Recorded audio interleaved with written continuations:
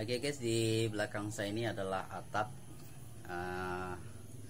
Kita bikin atapnya dari alang-alang, juga dari daunan sejenis pandan seperti ini.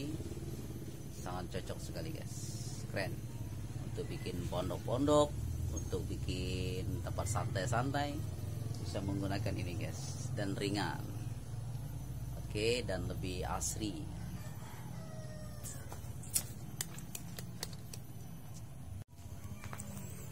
Ini kalau orang rajin guys, seperti ini guys. Ini bisa jadi atap guys, atap murah meriah guys. Jadi kalau punya alang-alang, nggak mesti harus diobat guys, dibuat seperti ini. Jadi ada manfaatnya alang-alang itu guys. Jadi kalau alang-alang selalu diobat ya habis ya guys. Seperti daun ini juga nih. Ini kayak daun pandan hutan gitu ya. Daun apa ini namanya, sejenis begitulah.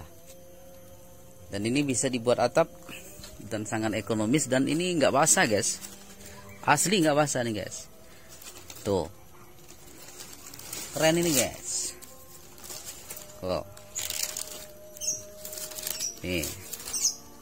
Jadi kalau mau bikin rumah gitu ya, bikin villa, kita bisa menggunakan ini guys.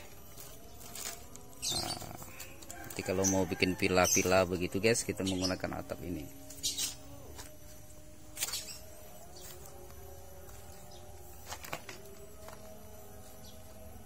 Tuh. Lumayan guys.